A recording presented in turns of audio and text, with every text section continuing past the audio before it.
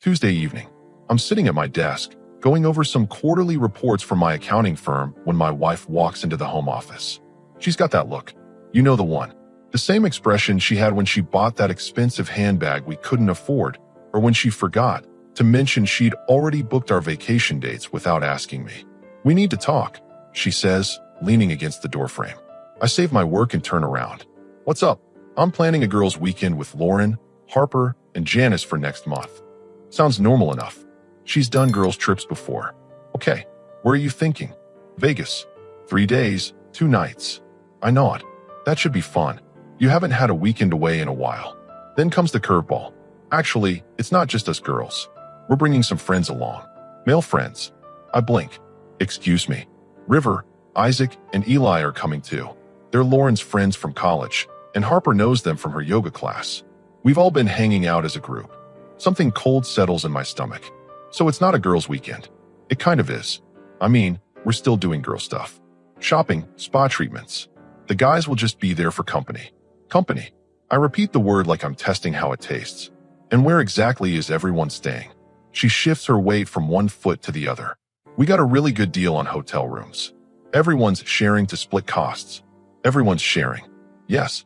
Look, before you get all weird about this, it's completely innocent. These are Lauren's friends. They're like brothers to us. I lean back in my chair. Brothers who are sharing hotel rooms with you in Vegas. Her voice gets that edge to it. The one that means she's already made up her mind and doesn't want to hear any objections. "You're being ridiculous. This is exactly why I don't tell you things sometimes. Actually, I think this is exactly why you should tell me things. All the time." She crosses her arms. "Look, I'm not asking for permission. I'm telling you what's happening. You can either trust me, or you can be paranoid and controlling. Those are my only 2 options." "Pretty much, yes." I stand up slowly. "What if I said I'm not comfortable with my wife sharing hotel rooms with 3 men I've never met?" "Then I'd say that's your problem to work through." The audacity hits me like a physical thing. "My problem?" "Yes. Your insecurity isn't my responsibility." I actually laugh. "So if I don't enthusiastically support my wife's Vegas trip with 3 random guys, I'm insecure." "Exactly. And if I do have a problem with it?" She shrugs. "Then maybe you should think about whether this marriage is working for you." The room goes quiet except for the hum of my computer fan. "Are you threatening me?" "I'm giving you a choice. Accept that I have male friends and trust me, or don't. But I'm going either way." I look at her for a long moment. She's serious. Dead serious. "When is this trip happening?" 3 weeks from Friday. "And you've already booked everything?" "Yes." Of course she has. "How long have you been planning this?" "About a month." "A month? And you're just telling me now?" I wanted to make sure everything was confirmed first. I sit back down and turn toward my computer. "Got it. So we're good." "Oh, we're something all right." She stays in the doorway for another few seconds, probably waiting for me to argue or give her the fight she's clearly prepared for. When I don't, she walks away. I hear her footsteps going upstairs, then the sound of our bedroom door closing. A few minutes later, I hear the shower running. I stare at my computer screen, but I'm not seeing the numbers anymore. I'm thinking about how she phrased everything. Not asking, telling, not discussing. Ultimatum. My phone buzzes with a text from her. "By the way, the group chat is really funny. These guys are hilarious." Group chat. There's already a group chat. I text back. "What's the group called?" Her response comes back immediately. "Vegas, baby. 3 guys. 3 days. 2 nights. Hotel rooms." Group chat. I lean back in my chair and really think about the conversation we just had. Not once did she ask how I felt about it. Not once did she suggest I could meet these guys first. Not once did she even pretend to care about my opinion. Just an ultimatum. Accept it or lose her. The shower is still running upstairs. You know what? I think I'm going to pick option 3. 20 minutes pass before the shower turns off. I hear her moving around upstairs, probably getting ready for bed. She always takes forever with her skincare routine. I'm still sitting here thinking about that group chat. Vegas, baby, with laughing emojis. Something about the whole thing feels off. Not just the trip itself, but how she presented it. Like she'd rehearsed the conversation. My phone sits on the desk next to my laptop. I pick it up and scroll through our recent messages. The last few weeks have been normal. Work stuff, dinner plans, her complaining about traffic. Nothing about any trip. Nothing about new friends. A month of planning, and this is the first I'm hearing about it. I hear footsteps upstairs, then the bedroom door closing again. She's probably in bed already, scrolling through her phone. Through that group chat, I wait another 10 minutes, then head upstairs myself. The bedroom light is off, but I can see the glow from her phone screen. She's lying on her side, facing away from me, typing something. Good night, I say as I walk past the bed toward the bathroom. Home. She mumbles, not looking up from her phone. I brush my teeth and change into my pajamas, taking my time. When I come back out, she's still on her phone, but now she's giggling softly at something. What's so funny? I ask, getting into bed. Just something Isaac said in the chat. He's worried about Lauren's gambling problem. Lauren has a gambling problem? Not like a serious one. She just always goes overboard at the blackjack table. I lie down and stare at the ceiling. These friends of yours, how long have you known them? I told you, they're Lauren's friends from college. I met them a few months ago when we all went out for Harper's birthday. A few months ago. Yes. And now you're all close enough to share hotel rooms in Vegas.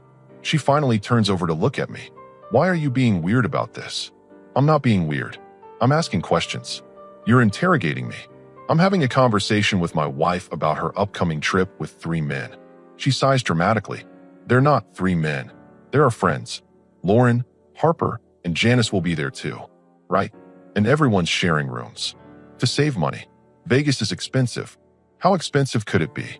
You booked everything a month ago. That's exactly why I booked early. To get deals. She turns back to her phone. Conversation over, apparently. I lie there listening to her typing. Every few seconds, there's a soft buzz as someone responds in the chat. Then more typing, more buzzing. This goes on for about 15 minutes before she finally puts the phone down. Good night, she says. Night. I wait. Listen to her breathing. She's always been a fast sleeper. Give her 10 minutes, and she's out cold. Sure enough, after about 8 minutes, her breathing gets deeper and more regular. I wait another 5 minutes to be safe. Then I reach over and carefully pick up her phone from her nightstand. She never changed her passcode. It's still her birthday month and year. The screen lights up and I'm looking at her text messages. The group chat is right at the top. Vegas baby, with 6 participants. Her, Lauren, Harper, Janice, River, Isaac, and Eli. I open it. What I see makes my blood pressure spike. The conversation isn't about gambling or spa treatments. River's latest message, sent just 10 minutes ago. Can't wait to see you in that red dress again. Vegas won't know what hit it. My wife's response, sent 5 minutes ago. Only if you're lucky winking face. Isaac, room assignments final? Just confirming I'm with Harper and you're with River. Lauren, yep. Janice and I are sharing. Eli gets his own room since he's such a light sleeper. My wife, perfect. Can't wait to get away from all the stress here. Eli stress. My wife, husband being controlling about the trip. But whatever, I'm going anyway. Harper, good for you. You deserve fun. River, he doesn't know what he's got. His loss is my gain. My wife, let's change the subject before I get too annoyed. Isaac, fair enough. But seriously, this weekend is going to be incredible. Just like Harper's birthday party. My wife, that was definitely a night to remember. River, round 2 in Vegas. I scroll up to see more of the conversation. It goes back 2 weeks. There are inside jokes I don't understand. References to things that happened when they all hung out. Photos from Harper's birthday party that I never saw. In one photo, my wife is sitting on River's lap. They're both laughing. His hand is on her thigh. I keep scrolling. The further back I go, the more intimate the conversation gets. These aren't friends discussing a casual trip. This is something else entirely. I screenshot everything. Every message. Every photo. Every flirty comment and suggestive emoji. My hands are shaking by the time I finish. I put her phone back exactly where it was and lie back down. Room assignments. My wife is sharing a room with River. Harper is sharing with Isaac. The only actual girls' weekend part of this trip is Lauren and Janice sharing a room. I stare at the ceiling and think about the conversation we had downstairs. How she phrased everything. How she made it sound innocent. How she acted like I was being unreasonable. 3 weeks. She's planning to cheat on me in 3 weeks, and she had the audacity to give me an ultimatum about it. I think about River's comment. His loss is my gain. Not yet, buddy. Not yet. Wednesday morning, I wake up before my alarm. My wife is still sleeping, her phone buzzing occasionally with new messages. Probably more innocent group chat updates. I get dressed quietly and head downstairs to make coffee.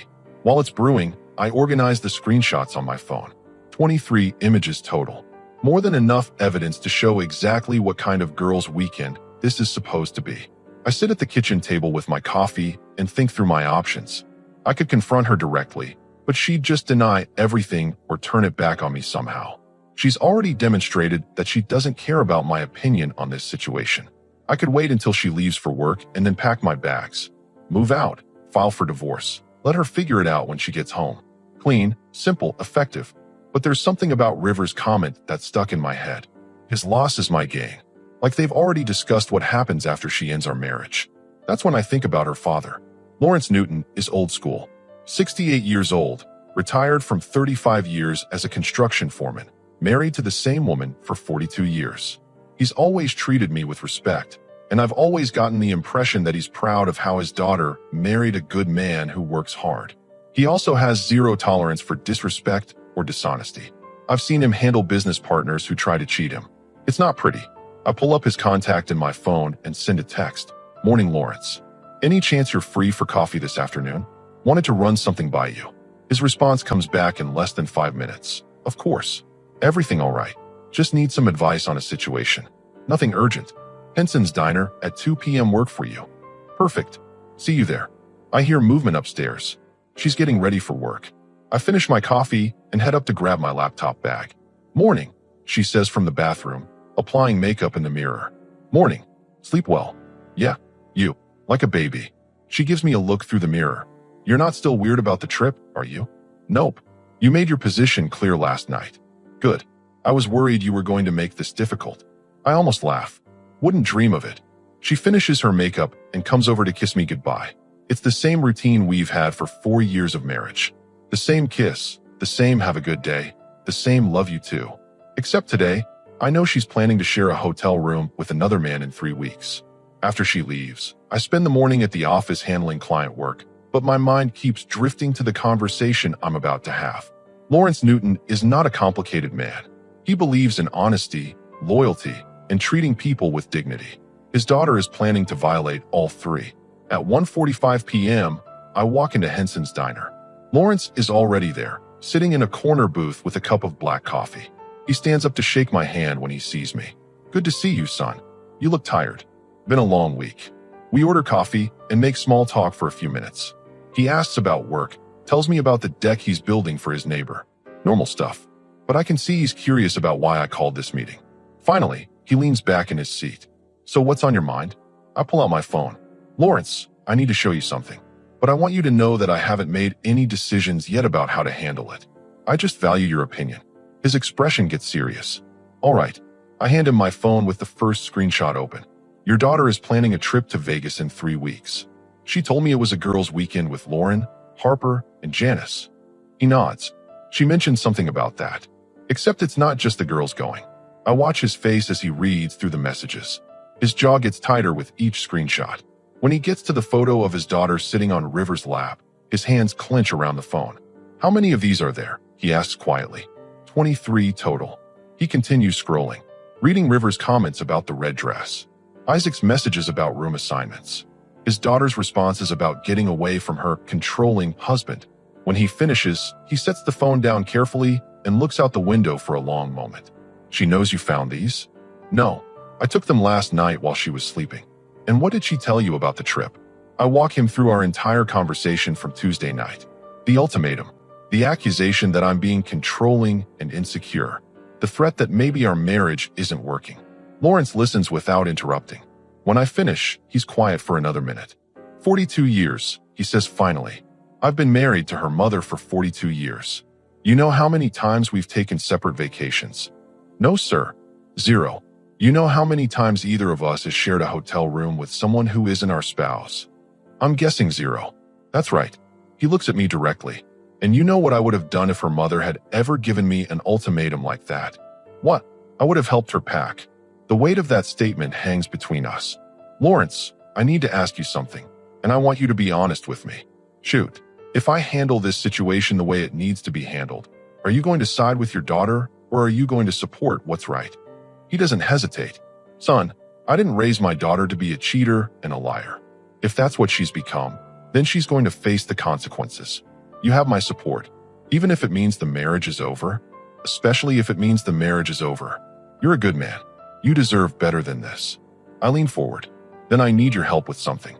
Lawrence leans across the table. What do you need? I want to confront her, but not alone. She's already proven she can twist any conversation to make me look like the bad guy. If you're there, she can't play the victim. You want me to be there when you show her the screenshots. More than that, I want you to be the one to tell her it's over. She might dismiss what I say, but she won't dismiss you. He considers this. When? Tomorrow evening. She gets home from work around 6 p.m. Could you be at our house by then? I'll be there at 5:30. Lawrence, there's something else. After we confront her, she's going to need somewhere to go. I can't have her in the house anymore. She can stay with us temporarily, but she's going to follow our rules. No phone calls to these men. No planning any trips. And she's going to start looking for her own place immediately. I feel a weight lifting off my shoulders. Thank you. Don't thank me yet. She's going to fight this. Hard. She's going to cry, make promises, blame you for snooping. Are you prepared for that? I've been preparing for it since I found those messages. Lawrence finishes his coffee. There's something you should know about my daughter. When she was 16, she got caught sneaking out to meet some boy. When her mother and I confronted her, she didn't apologize. She got angry at us for not trusting her, said we were being controlling and that all her friends' parents were more understanding. What did you do? Grounded her for 2 months. No phone, no friends, no extra activities. Just school and home. She hated us for it, but she never snuck out again. And now she's 32 years old, and she's still trying the same tactics. Getting angry when caught instead of taking responsibility. We sit in silence for a moment. Then Lawrence reaches across the table and puts his hand on my shoulder. Son, marriage is about partnership. It's about making decisions together and respecting each other enough to have difficult conversations. What she's doing isn't marriage. It's selfishness. I know, and you deserve better. My wife and I, we've had our disagreements over the years, but never once has either of us threatened the other with divorce to get our way. Never once has either of us planned to betray the other. I know it. Tomorrow at 5:30, I'll be there. That evening, my wife comes home in a good mood. She's humming while she makes dinner, checking her phone frequently and smiling at whatever she's reading. Good day, I ask. Really good. Lauren found this amazing spa package for Vegas. We're going to get couples massages. Couples massages? You know what I mean. Like massage packages for friends. Right. Couples massages. With River and Isaac. During dinner, she talks about work, about Harper's new boyfriend, about some drama at Lauren's job. Normal conversation. Like we're a normal couple having a normal evening. Oh, I forgot to mention, she says, cutting into her chicken. I might be a little late tomorrow night. Lauren wants to go shopping for Vegas outfits after work. What time will you be home? Probably around 6:30 or 7. Perfect. Lawrence and I will have time to prepare. After dinner, she goes upstairs to take a bath. I hear her on the phone with someone, laughing and talking in low voices. Probably updating the group chat about her shopping plans. I use the time to organize everything I need for tomorrow. The screenshots are already saved in a folder on my phone. I gather our marriage certificate, our joint bank account statements, and our lease agreement. If she tries to claim half of everything or make demands about the house, I want the documentation ready. I also write down a timeline of events. When she first mentioned the trip, when I found the messages, when I talked to Lawrence. If she tries to confuse the facts or make me look like the unreasonable one, I'll have a written record. Around 10 p.m., she comes back downstairs in her pajamas and sits next to me on the couch. She's in one of those affectionate moods she gets sometimes, curling up against my side while we watch TV. Are we good? She asks during a commercial break. What do you mean? About the Vegas thing. I don't want it to be weird between us. I look down at her. She seems genuinely concerned. Like she actually believes her own story about this being an innocent trip. We're fine. Good. I was worried you were going to stay mad about it. I'm not mad. I love you, she says, kissing my cheek. Love you too. And the terrible thing is, I still do love her. Or I love who I thought she was. The woman lying next to me, the one who's been planning to cheat on me for weeks while acting like a loving wife, is someone I don't recognize. Thursday drags by. I can barely concentrate at work. Every time my phone buzzes, I think it's Lawrence telling me he changed his mind. Or her, saying she found out somehow. But nothing happens. The day passes normally. At 5:15 p.m., I'm sitting in my living room when Lawrence knocks on the front door. He's wearing his best shirt and slacks, like he's going to church. You ready for this? He asks. As ready as I can be.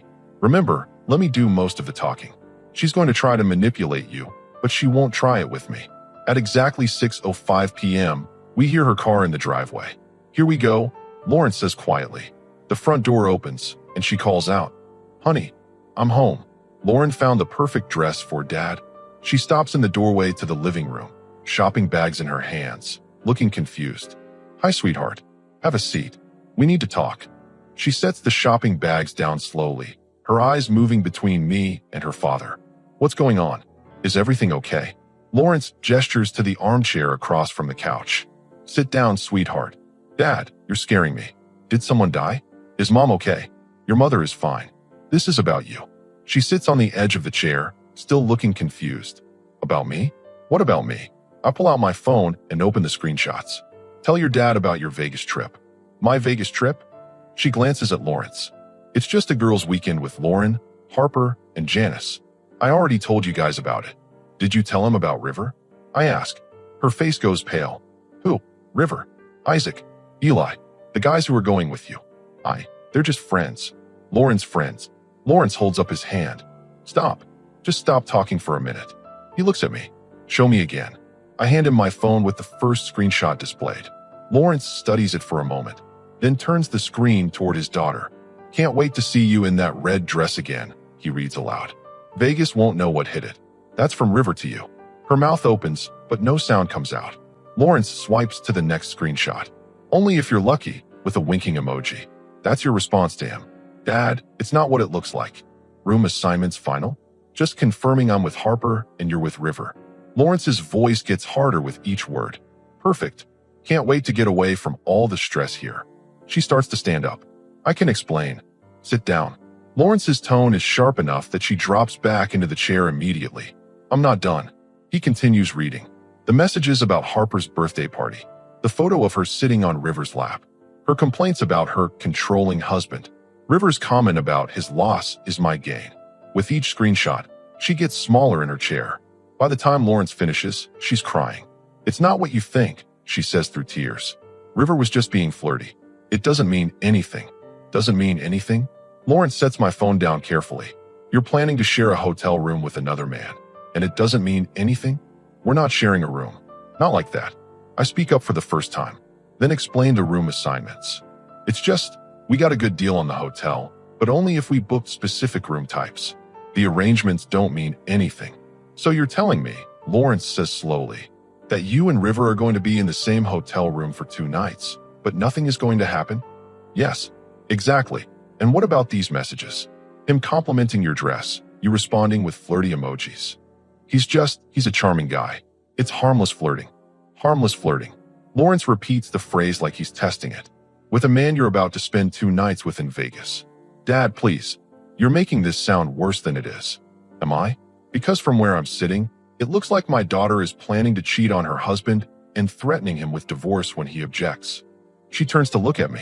"You went through my phone. You violated my privacy. You gave me an ultimatum about accepting your Vegas affair or losing you." I say calmly. "I chose to gather information before making my decision. It's not an affair." Lawrence stands up. "Then cancel the trip." "What? If it's innocent, if these men are just friends, if nothing inappropriate is happening, then cancel the trip. Choose your marriage over your harmless flirting." She stares at him. I can't cancel.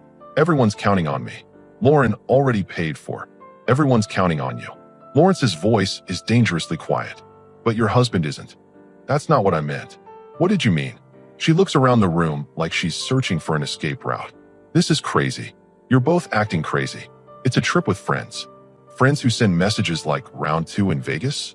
I ask. "What was round 1? Harper's birthday party was just what?" "Because there are photos of you sitting on River's lap at that party too." She wipes her eyes. "You don't understand. You've never understood. I need friends. I need a social life. You work all the time, and when you're home, you just want to watch TV or read. These people make me feel alive." Lawrence sits back down heavily. "Sweetheart, having friends is normal. Planning to betray your marriage is not." "I'm not betraying anything." "Then look me in the eye," Lawrence says. and tell me that nothing physical has happened with River. She meets his gaze for exactly 2 seconds before looking away. That's all the answer any of us need. Lawrence turns to me. Son, do you have somewhere she can pack her things? Dad, she shrieks. You can't be serious. Dead serious. You made your choice the moment you booked that hotel room. You chose River over your husband. You chose lies over honesty. You chose yourself over your marriage. She starts crying harder. Please, Dad. I'll cancel the trip. I'll never talk to them again. I'll do whatever you want. It's not about what I want anymore, Lawrence says sadly. It's about what you've already done. She turns to me desperately. Honey, please. I love you. I made a mistake, but nothing happened. Not really. We can fix this. I look at her for a long moment. The woman I married. The woman who gave me an ultimatum yesterday about accepting her affair plans.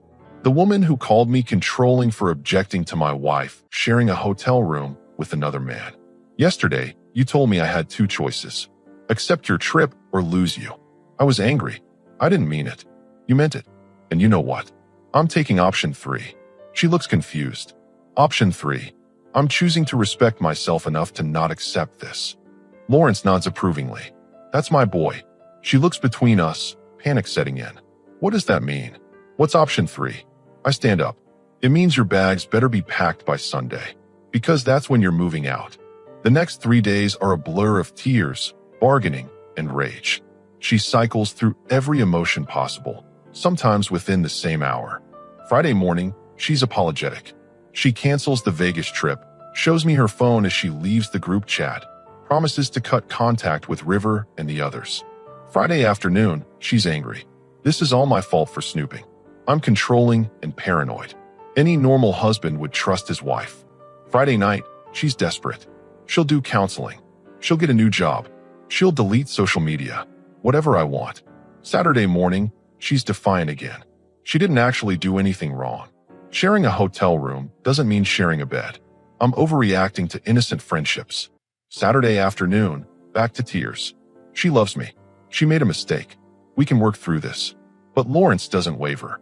Every time she calls him, he gives her the same response. You made your choice. Now live with the consequences. And I don't waver either. Because every time I look at her, I remember that ultimatum. Accept it or lose me. The sheer arrogance of threatening divorce to force me to accept her affair plans. Sunday morning arrives. She's sitting at the kitchen table in her pajamas when I come downstairs. Her suitcases are by the front door, but she hasn't left yet. This is really it, she asks without looking up. This is really it.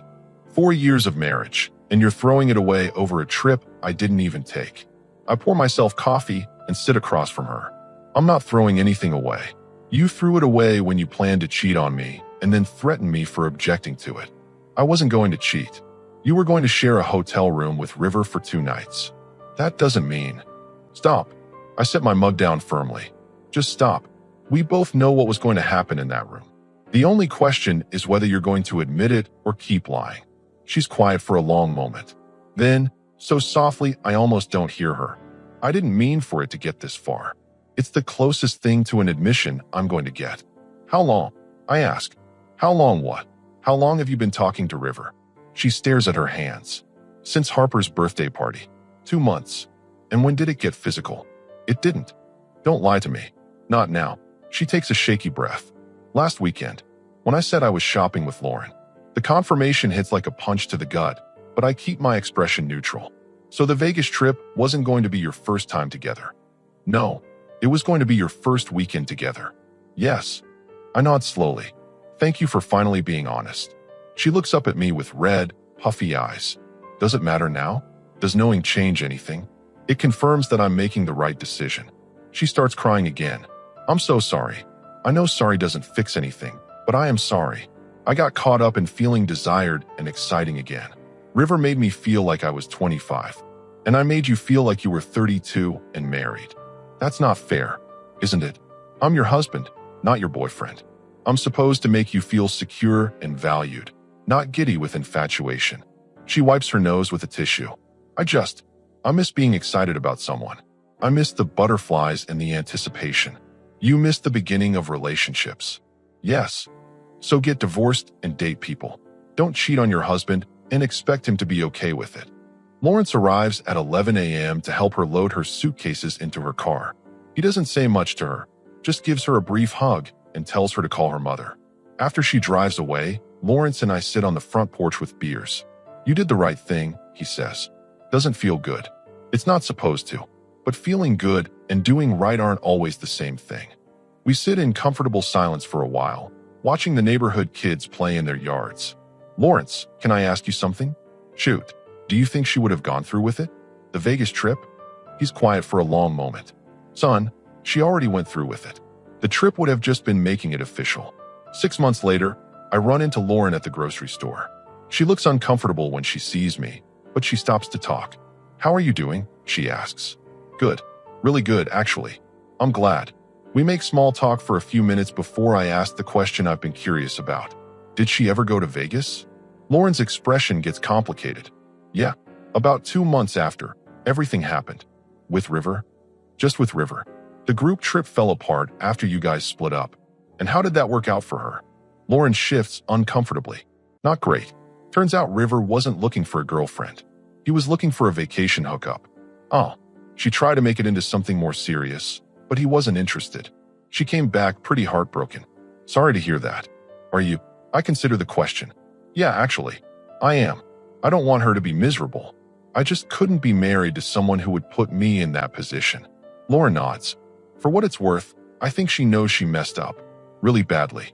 I hope she learned something from it." She did. She learned that some choices can't be undone. That evening, I'm grilling on my back patio when my phone buzzes with a text from an unknown number. "I heard about Lauren running into you today. I want you to know that I ruined the best thing in my life. I don't expect forgiveness, but I needed you to know that I realized what I lost. I hope you're happy." I read it twice, then delete it without responding. Because the thing is, I am happy. Not because she's miserable, but because I chose to respect myself enough to walk away from someone who didn't respect our marriage.